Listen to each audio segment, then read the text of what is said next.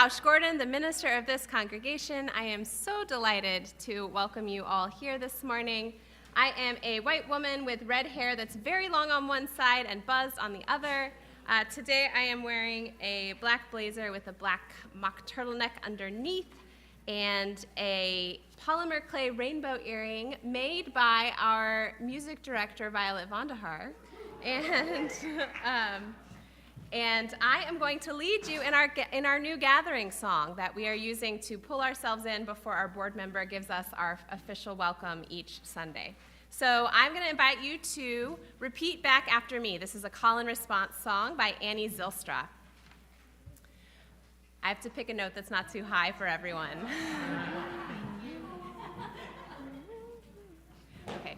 When you arrive, we all arrive. So come on in. Let's begin. This place awaits. The love you bring. So welcome home. And let us sing.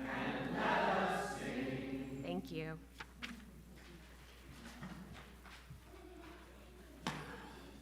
Good morning. My name is Ryan Carter. I'm a member of the Board of Trustees, and I welcome you to this Sunday service at the UU Church of Columbia. I am a 28-year-old white man with a long nose and even longer brown hair and a ponytail, and I am wearing a red polo, a green jacket, and blue jeans. We are a congregation of many beliefs, striving together to embody courageous love, radical welcome, and deep connection, and we are so glad you are here.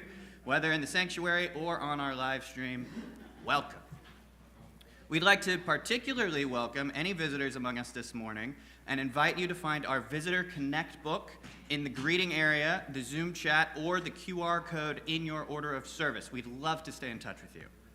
Children and babies are always welcome in worship, and we have nursery care in the lower level for our youngest ones, as well as a lively children's program for all ages. Children will be invited to their classes after a moment of centering and song. This morning, we are very delighted to have a special musical guest with us, singer, harpist, and author, Calvin Arsenia. Am I pronouncing that correctly? Thank you. Has built a reputation for turning the arts world on its head. Voted Kansas City's Best Musician 2018 to 2023 in The Pitch, and featured on Billboard.com, NPR.org, New Now Next, Pride.com, and Grammy.com. Arsenia uses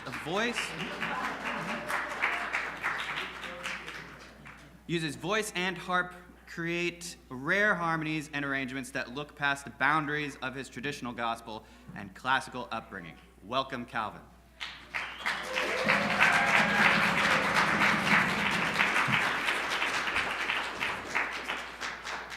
Let us now settle into this time and place together with music. My name is Calvin Arsenia. I am a medium-toned African-American male. I've got a man bun on the top of my head and dangly sparkly earrings and sparkly shoes.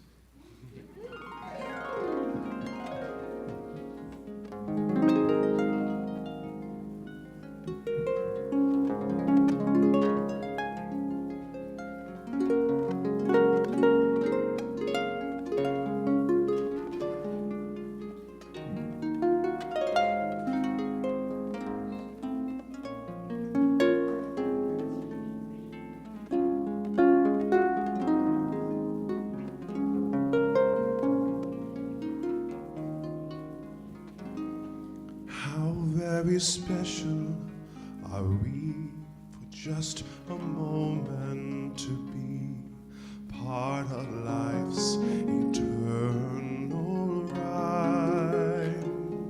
How very special are we to have on our family tree Mother Earth and Father Time.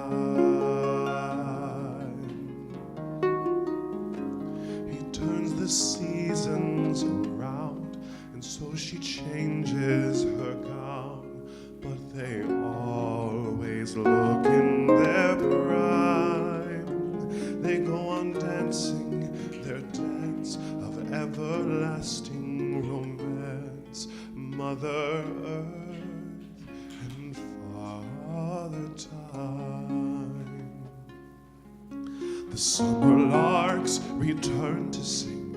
Oh, what a gift they give.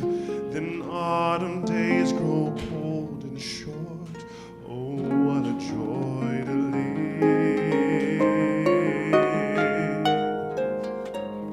How very special are we for just a moment to be part of life's eternal rhyme. How very special are we to have on our family tree Mother Earth and Father Time.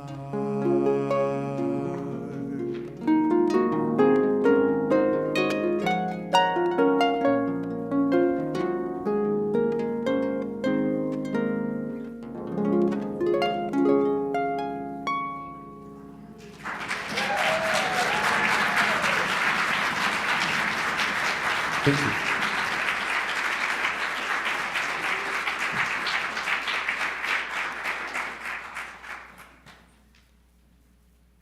Dearly beloveds, queerly beloveds, we are gathering to imagine the world differently.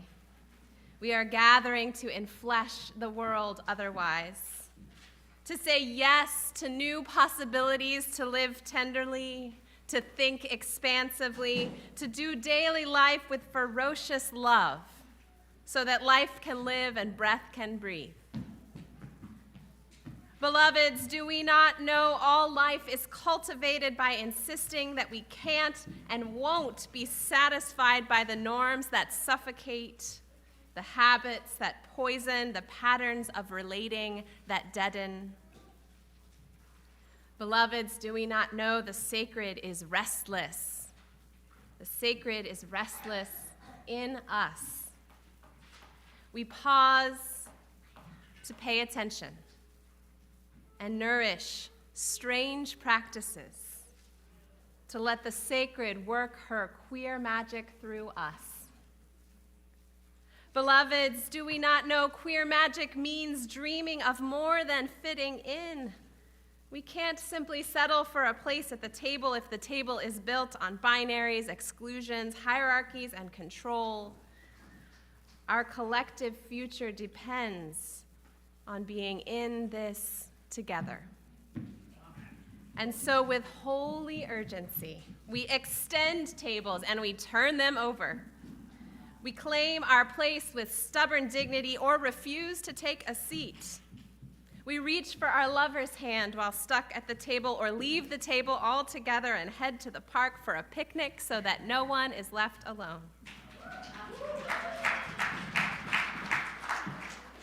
So blessed be this gathering that emboldens us for the holy labor of otherwise living and love, for the sake of collective survival and also always for joy.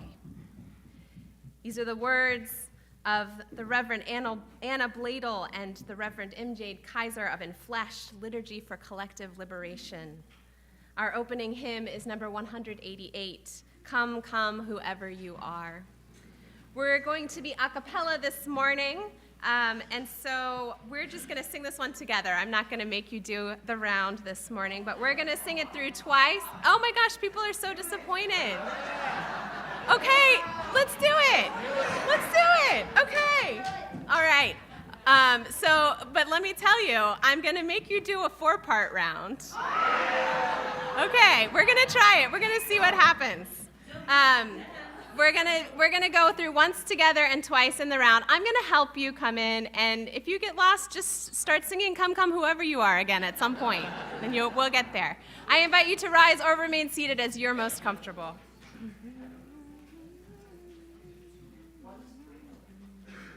Once together, twice in a round.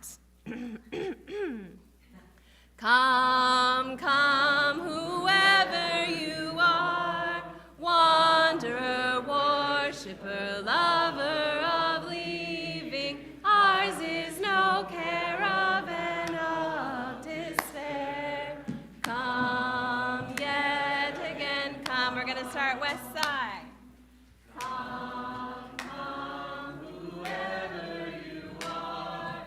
Come, come, whoever you are.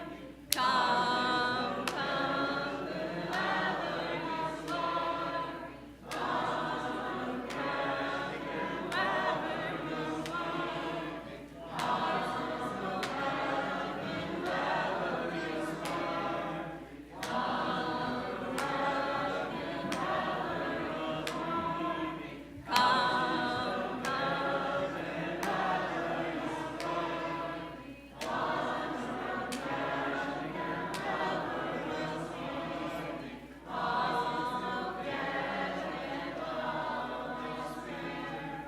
come yet again, come.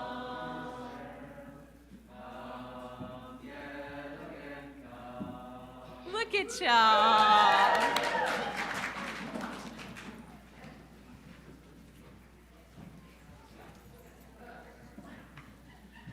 Good morning.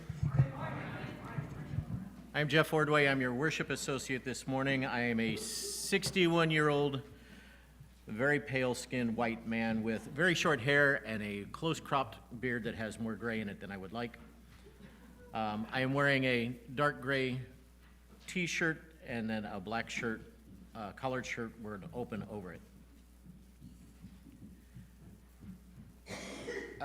So now it is time for us to light our chalice, the symbol of our faith in the sustaining cup of community and the bright flame of the human spirit. Will you please join me in their unison affirmation, which is printed in your order of service? Love is the spirit of this church, and service is its law.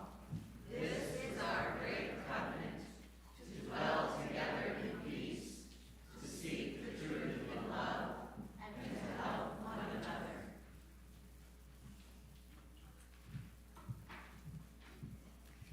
Good morning.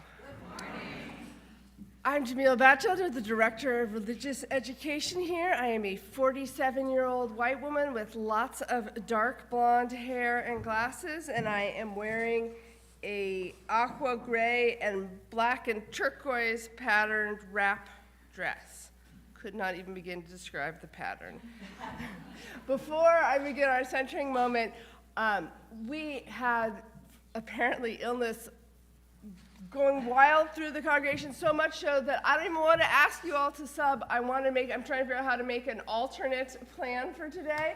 So what would help is if all of my kindergartners, first graders, second graders, third graders, and fourth graders raise your hand so I can count you. Can you do that for me? Let's see. We've got 1, 2, 3, 4, 5, 6, 7, 8, 9, 10, 11, 12, I think. So I think we're going to try to, 13 maybe. Can we combine into one class? You think we could all fit in one room and get along together? We'll have to be on our best behavior. We'll have fun. We're going to do a fun activity, inventing together. All right.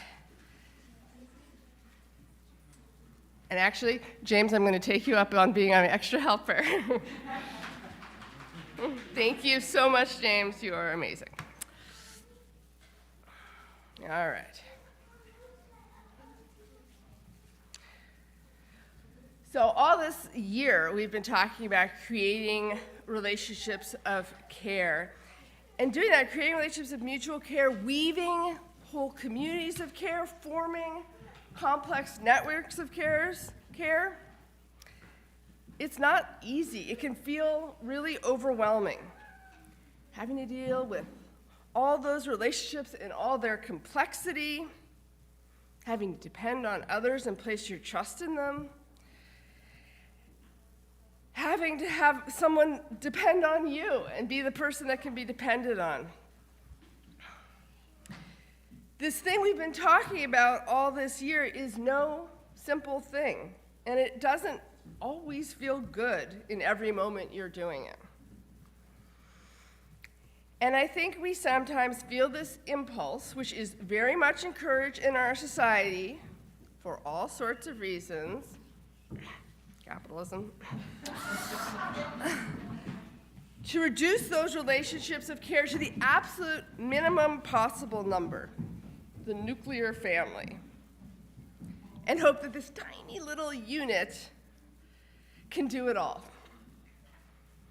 And I think we know that that's impossible, and yet there's still something appealing about it. It's so simple, so safe, so contained, so efficient. Our little nuclear family. But family can be so much more. I did a lot of talking about family this weekend with our high school OWL sexuality education class who are having a retreat. And we talked about what qualities we look for in a partner and what makes a healthy relationship. We talked about family planning and if and when to have babies. But we also talked about other relationships in our lives that create family. So for our centering, I want to share some of what they shared with me. And as I do, I want you to visualize this idea of family and imagine it stretching and expanding to encompass so much more than just our biological relationships. Just let it stretch out. So here are some of what our youth shared. I have a family friend. She can pull me and our family out of hard situations, and she's always there with great advice. The person who is like an aunt to me, I have no biological aunts or uncles or cousins, but she has always been there. I've known her all my life, and I have loved them like family forever. My friend has been like a big brother to me. He supports me, and I can trust him with anything I share. My dad's best friend is family. He always gives us a place to stay when we travel. He has always been so nice to me, and when I see him, he talks about our past adventures, which makes him feel like family. My aunt is my family, even though she isn't the sister of either of my parents. But she has always been in my life taking care of me. She makes me feel safe, and I look up to her. I have a friend who is my chosen family. I have known them forever. They basically adopted me in elementary school. It is fun just to exist around them, and I feel I can share anything with them. They are like a cool older sibling. So many of the young people I have worked with over the years have become like family to me. They remind me that each child is worthy of care and all our support. They make my heart bigger. So let's take one more moment to sit in the expansiveness of what family can be, what it could be. For ourselves and for our children who need so much family. For all children who need so much family.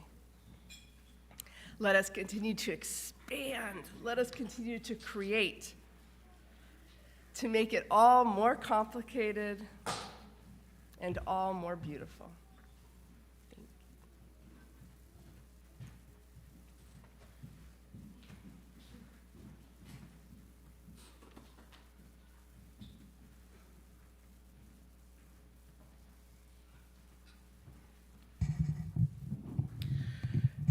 Now, during a moment of quiet music, I invite you into our weekly ritual of stones and water. Those of you with us who are online are invited. into a time of contemplation during this music, and you may wish to share your joy or sorrow in the chat to be spoken aloud during our time of prayer. For those here in the sanctuary, you are welcome to come forward and take a stone representing any of the hopes and fears you bring with you this morning, and to drop the stone into the water, which represents the embrace of our community. Those of you in person who wish to have your joy or sorrow spoken aloud may also write it on a slip of paper at the back table to be shared in our time of prayer. Let us now share our moment of music, water, and stones.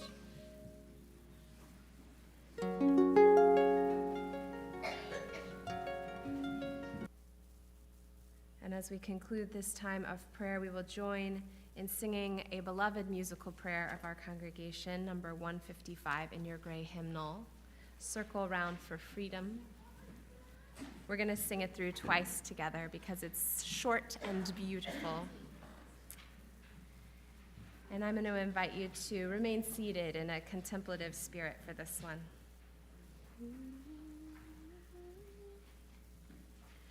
Circle round for freedom, circle round for peace, for all of us in prison. Circle for release, circle for the planet, circle for each soul, for the children of our children.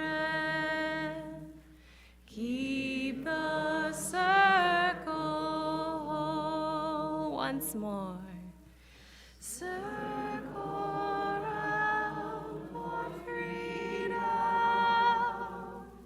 circle round for peace, for all of us in prison.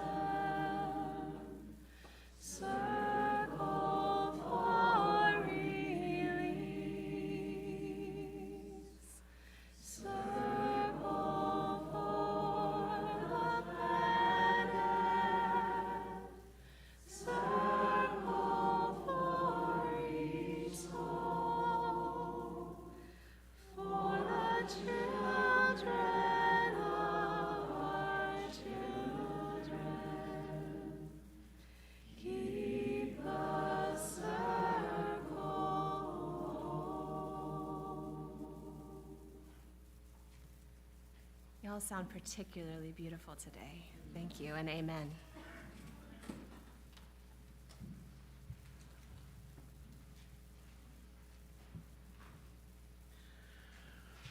Our reading this morning is a piece of spoken word poetry by Andrea Gibson.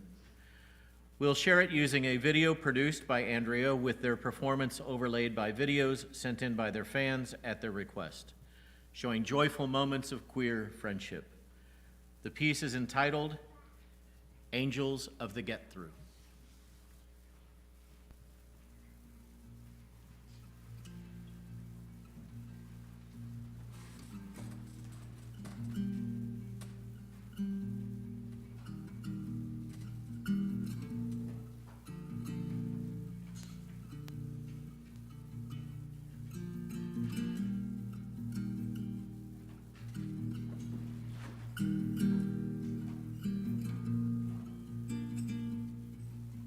This year is the hardest year of your whole life. So hard, you cannot see a future most days. The pain is bigger than anything else, takes up the whole horizon, no matter where you are. You feel unsafe, you feel unsaved. Your past, so present, you can feel your baby teeth. Sitting on the couch, you swear your feet don't reach the floor. You keep remembering the first time you saw a bird's nest held together by an old shoelace and the scraps of a plastic bag. You knew the home of a person could be built like that. A lot of things you'd rather throw away. You keep worrying you're taking up too much space. I wish you'd let yourself. be the Milky Way. Remember when I told you I was gonna become a full-time poet and you paid my rent for 3 years? Best friend, angel of the get-through, all living is storm chasing. Every good heart has lost its roof. Let all the walls collapse at your feet. Scream timber when they ask you how you are. Fine is the suckiest word. It is the opposite of here. Here is the only place left on the map. Here is where you learn laughter can go extinct and come back. I'm already building a museum for every treasure you unearth in the rock bottom. Holy, vulnerable cliff, God Mason, heart heavier than all the bricks. Say this is what the pain made of you. An open, open, open road, an avalanche of feel it all. Don't let anyone ever tell you you are too much or it has been too long. Whatever guards the feet on the bridge of the song, you are made of that thing, that unbreakable note. That photograph of you at 5 years old, the year you ran away from school because you wanted to go home, you are almost there. You are the same compass you have always been. You are the same friend who never left my side. During my worst year, you caught every tantrum I threw with your bare hands, chucked it back at that blood moon, said it's okay. Everyone's survival looks a little bit like death sometimes. I wrote a poem called Say Yes while I was cursing your name for not letting me go. Best friend, this is what we do. We gather each other up. We say the cup is half yours and half mine. We say alone is the last place you will ever be. We say tonight, let's just stay inside, reading Pema children while everyone else is out on the town. Pema will say only to the degree that we expose ourselves over and over to annihilation can that which is indestructible in us be found. You'll say, Pema is so wise. I'll say, yeah, she is. And we are too. Angels of the get-through, we are too.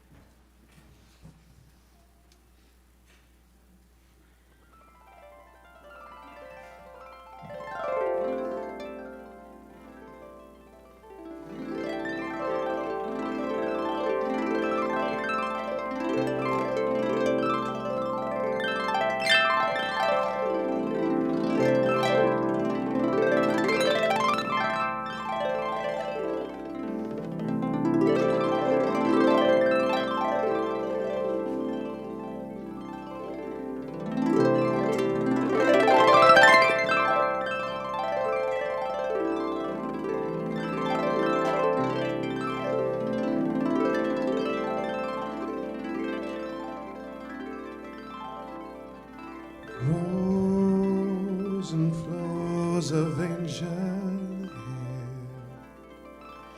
and ice cream cashews in the air and feather canyons everywhere. I've looked at clouds that way, but now they only block the sun. They rain and snow on everyone. So many things I would have done, but clouds got in my way. I've looked at clouds from both sides now, from up and down, and still so proud. Each cloud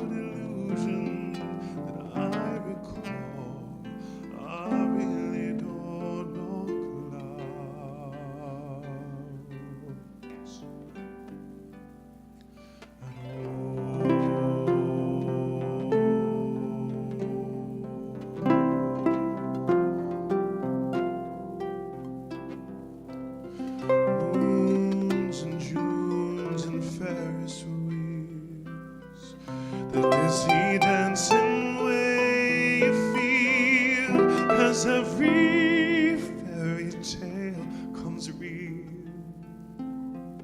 I've looked at love that way, oh, but now it's just another show.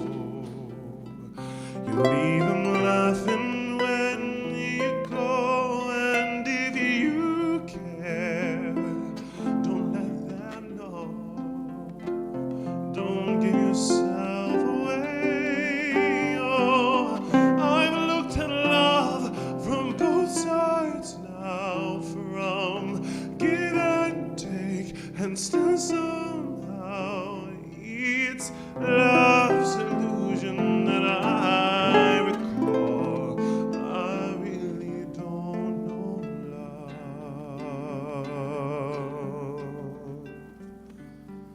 at all.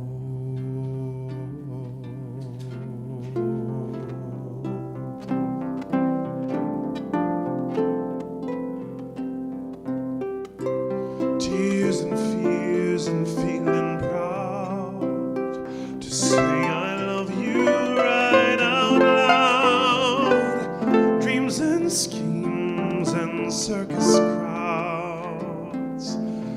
I've looked at life that way, oh, but now old friends are acting strange. They shake their head, they say I've changed, and some things are lost and some things are gained in living every day. Oh, I've looked at life from both sides now, from win and lose, and still somehow it's life's illusion that I recall. I really don't know life at all.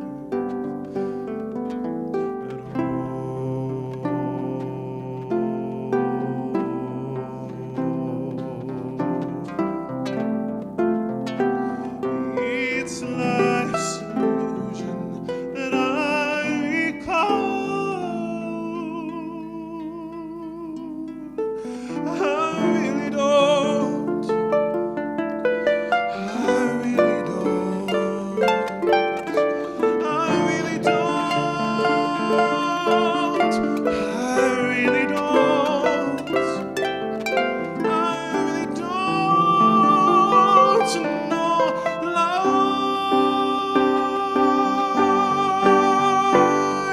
at all.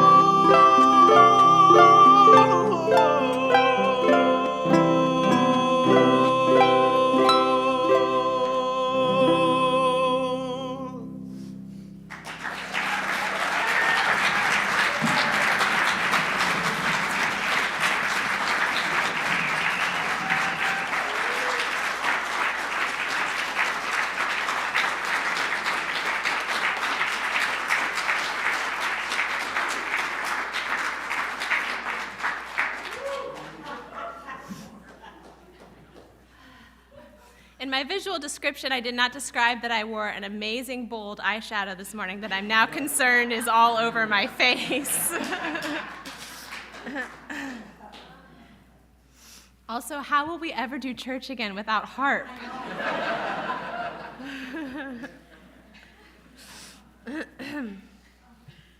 Thank you, thank you.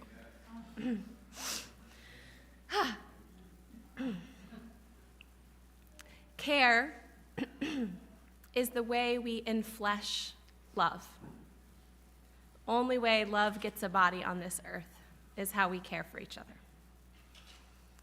And this year at UUCC, we have been talking about how we can build up cultures of care. And over the course of the year, it has become more and more urgent, that work, as we see careless and brutal men executing careless and brutal systems.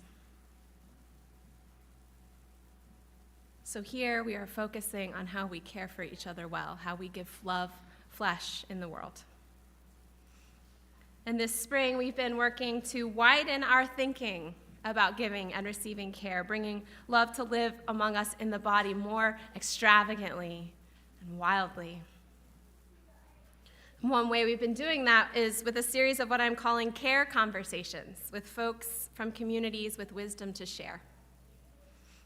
Last month, I talked with Gretchen Mowney about disability and care.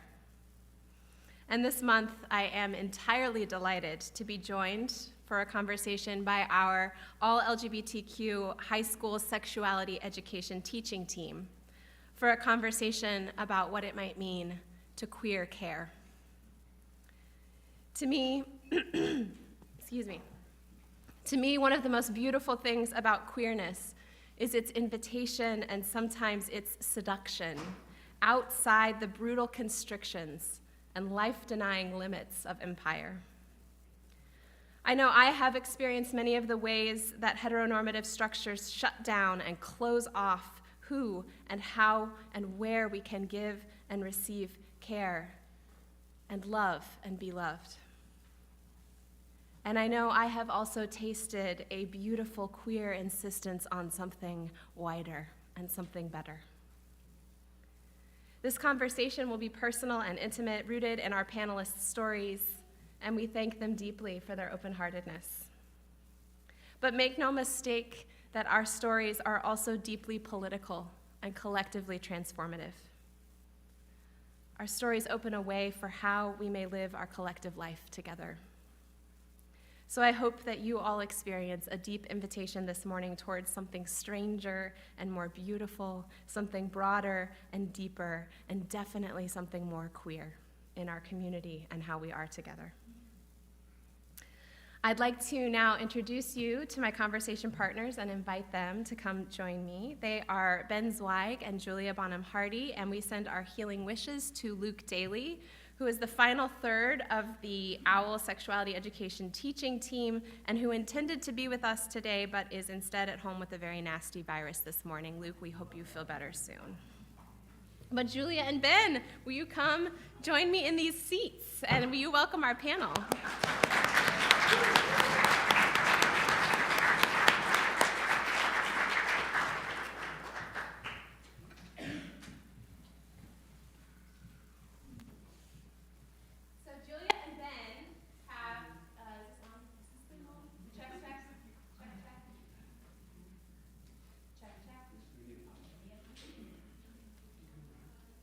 Check.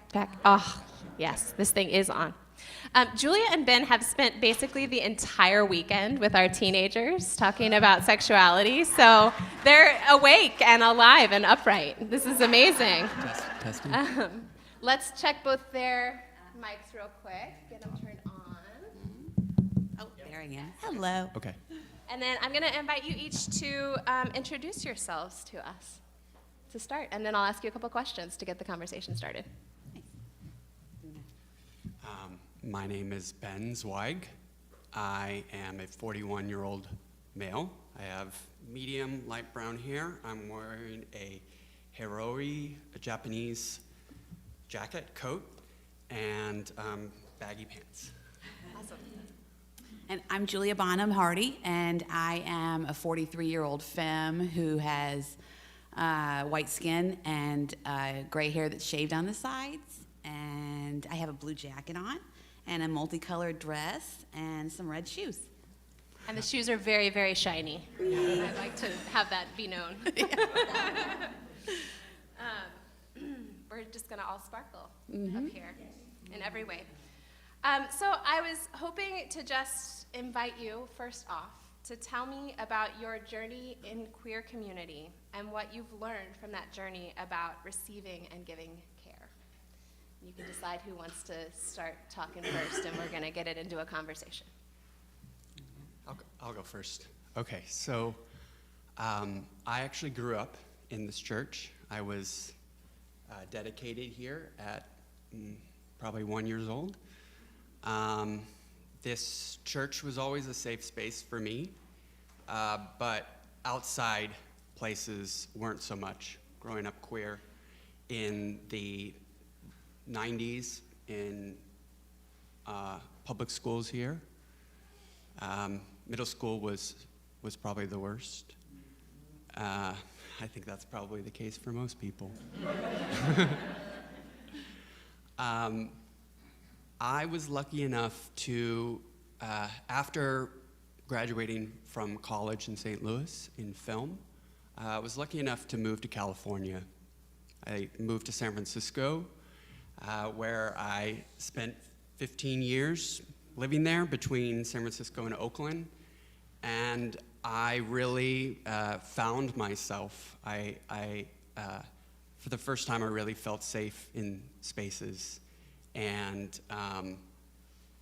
I learned about my identity, but I also learned a lot of the stereotypes or the superficialness that comes with those kind of queer gay identities. I referred to myself as gay back then. Never really liked that word because it was used against me many times. But as I later moved to Oakland, and I learned to take on queer, the name queerness. I liked it because it was much more inclusive and open. And I would say, I've lived here for 4 years. I moved back during COVID, and I bought a house, and my family and my brother and his family all live here as well. And it's been so nice to have access to them in a way that I didn't when they're thousands of miles away. One of the things that has been challenging for me here is to try to find a queer community that is that has a sense of spirituality to them, and experience and culture. One of the things that I've learned since living in Columbia is I've learned how to come out on the inside. And what that means to me is let's see, I had some notes here. It's embracing something much more interior on the inside. It's about recognizing that queerness, especially queerness, does not have to follow status quo. And queerness can, as a queer man, I can be in female spaces. I can be a feminist. I've also learned how to be in male spaces here. I have never had straight male friends in my life until moving back here. And it's been incredibly healing. It's been incredibly healing, and I've gotten an opportunity to really teach them a lot, and I've learned from them as well. But there's still something not quite. There's still something that is deeper that I miss from them, and so I've slowly developed some queer friends here who have done the journey of coming out on the inside. One other thing I'd like to say is that I'm a grad student right now, finishing my last semester at the University of Missouri in journalism. And one of my research, I have to conduct research, and I decided to do my research on the early history of queer documentary cinema. And what I learned from that is that this early history of queer cinema in documentary was about the gay liberation. Many of the gay films, documentaries that are known are about the AIDS epidemic. And what's unique about the gay liberation is that these were queer people who had been oppressed for as long as I could remember. And the media was also oppressed, especially when television coming out. And they used the medium of documentary. They were activists first, and they used the medium of documentary to come out. And that was a significant thing, because to show your face and to say your name was a big deal. And so what I have learned is that there were different waves of the gay liberation. One was about assimilation. That was the first wave. They called it the homophile movement. And that didn't really work so well. But the Stonewall riots opened up something new to queer people, and that was divergence. That was diverging away from this sense of heteronormativity, of we want to belong, we're just like you. And it opened up a whole new area of liberation where they could define their own identities and relationships. As for me, I grew up outside of St. Louis in a very conservative Christian evangelical church. And I knew since I was enraptured with Shira when I was 6 years old that I was bi, and I was not able to be myself in my church growing up. I did not feel that all of me was welcome in my church growing up. And I left that church and moved to Columbia 25 years ago. And I was going to kind of forge my own way. And I went to law school here, and I practiced law here for 10 years. And then I quit all that because that was really exhausting. So I have 2 kids, and I'm a bisexual, married to another bisexual, so we have a little queer household.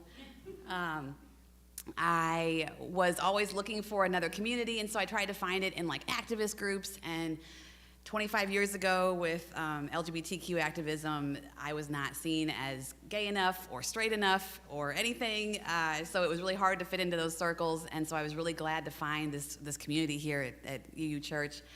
And the very first day I came to a service here, Reverend Molly said, bisexuals are welcome. And like, you just happened to say it that day. And it was so, it was like a life-changing moment for me. I couldn't believe that I was being accepted for me.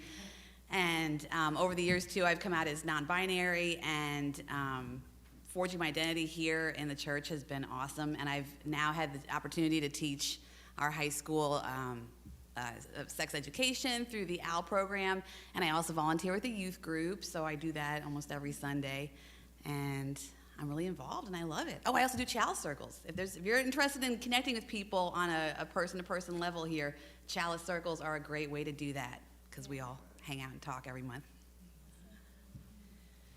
I wanted to ask y'all if you could talk a little bit about the ways that you have perhaps received care outside of heteronormative structures in a way that really met your needs. I think one thing that heteronormativity does is like limit who or where we can turn for care, and tries to like, as Jamila was saying during the centering moment, like really scrunch it in to this tiny little unit. And so I wonder if you can talk with us about how you've experienced expanding visions of care through queer community.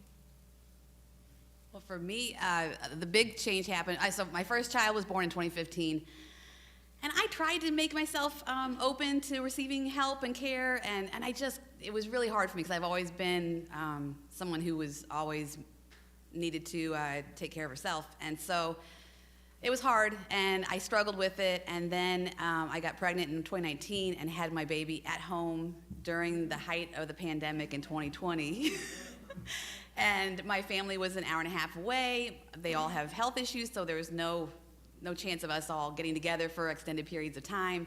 And it was very isolating, and the world kind of shut down, and we had a brand new baby at home. And we also lived like out past the airport, so we lived a very long way away back then.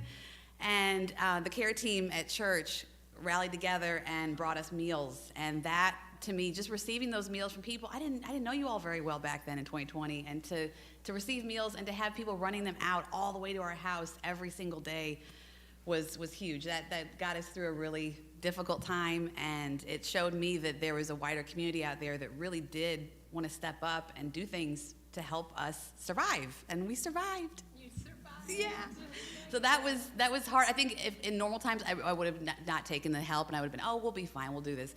But with COVID, I was kind of forced to, and it really opened up my heart to receiving care for the first time in a big way that I didn't expect. So thank you all. So we had this lock-in yesterday, 24 hours with high school students, and it was it really was. I was blown away by just the building of trust and the relationships that were formed. Like, I could see it happening. I could literally see it happening. But it brought back a lot of memories of when I had lock-ins here at YRUU. We didn't have OWL back then. I probably would have benefited from it, which is why it's so meaningful for me to participate in it now. But we had these youth group trips, and I had many great youth group leaders. Kevin is here, Kevin Fritchie, Dennis Murphy, Lania Knight. I'll focus on Lania a little bit. Lania was a single mother with 2 children, 2 much younger children, and she had children of her own, and yet she really wanted to be a mentor to teenagers. And I think it was a mutual beneficial situation, but she was able to see me in some deeper way, and I felt really safe around her, and we connected.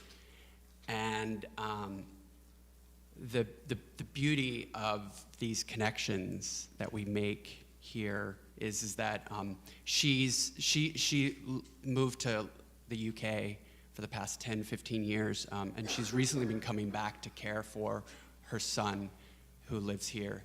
And we've rekindled our friendship because she stays with me at my house while she's visiting her son.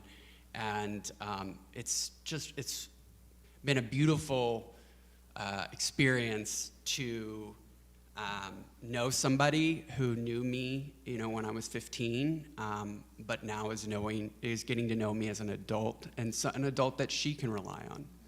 So.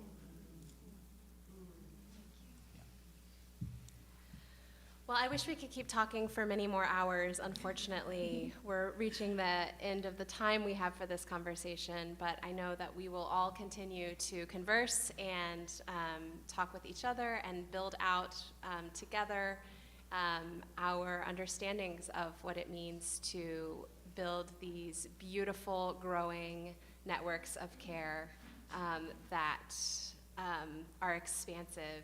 And thank you for showing us a little vision of that this morning. Can we give our panel a round of applause?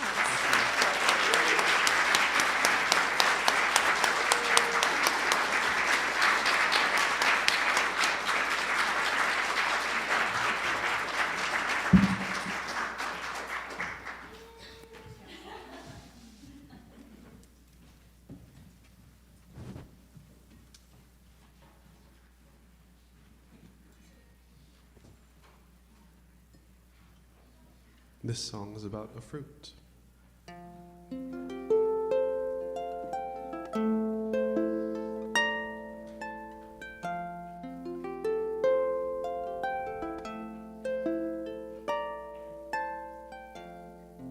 I take that toothy grin over just about any other thing. You can bet your bottom dollar that I've been looking for your ring. But what would your mom say? And how would your father feel without a crowd of witnesses? How will we know it was real? We can't elope. Though wouldn't it be nice? I need a photograph for our kids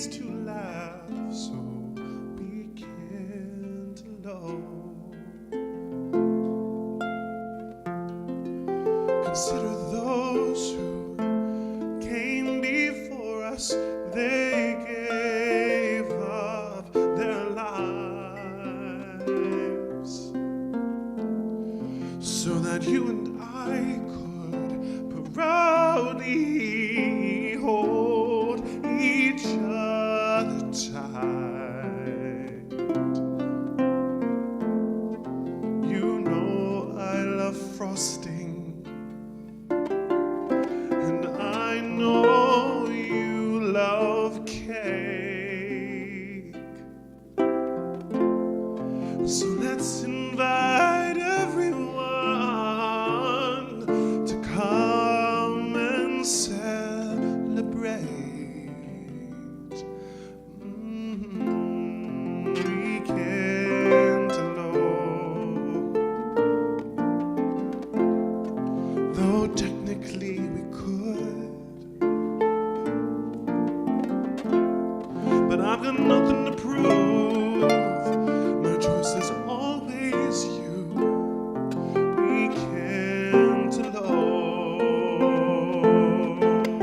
I could write out pages, pages, worn out pages, but what good would that do if you just be patient, patient, darling, patient? I'm already vowed to you, to you.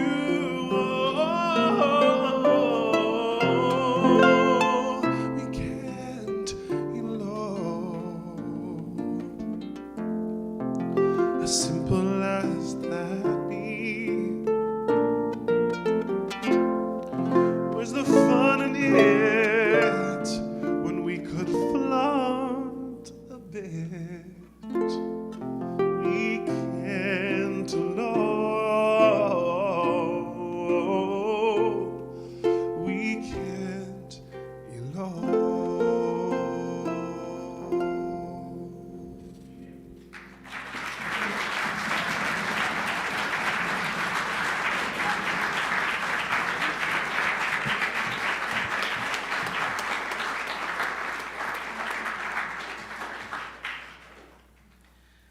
We now turn our hearts to the spiritual act of generosity, giving out of gratitude for the gifts of this life and recognizing the good we can accomplish together when we will expand our networks of care. During another musical offering from Calvin, and by the way, you are amazing.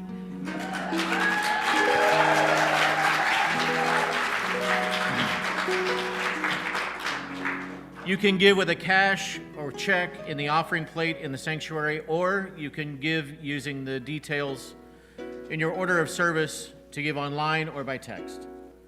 Thank you for supporting this beloved community.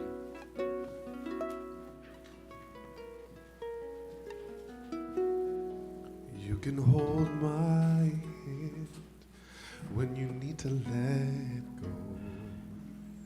I can be your mountain when you're feeling valley low.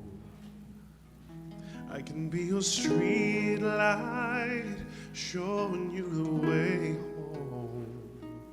You can hold my hand when you need to let go. I want a house with a crowded table and a place by the fire for everyone. Let us take on the world while we're young and able, and bring us back together when the day is done. If we want a garden, we're gonna have to sow the seed. Plant a little happiness, let the roots run deep. If it's love that we give, then it's love that we reap. If we want a garden, we're gonna have to sow the seed. I want a house with a crowded table and a place by the fire for everyone. Let us take on the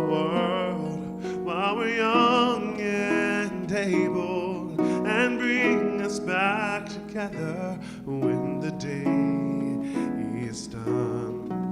The door is always open, your picture's on my wall. Everyone's a little broken and everyone belongs. Yeah, everyone belongs. I want a house with a crowded table and a place by the fire for everyone.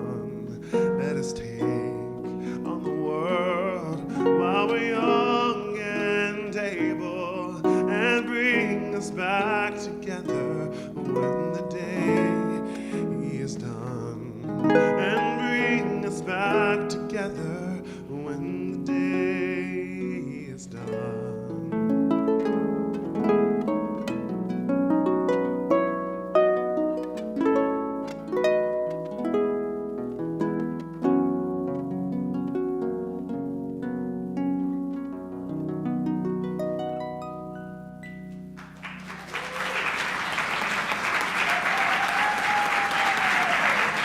Thank you.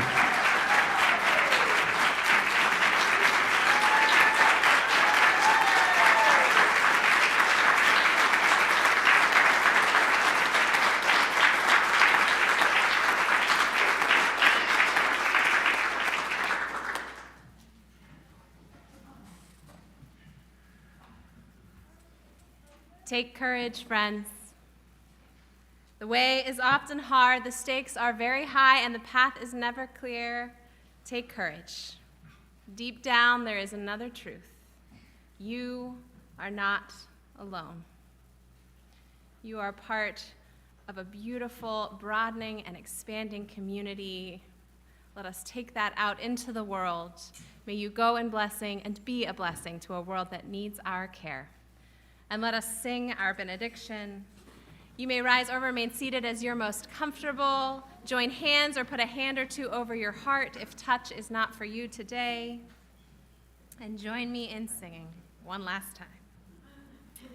Now on leaving one another, may we give of hand and heart. Let us share our benediction. Love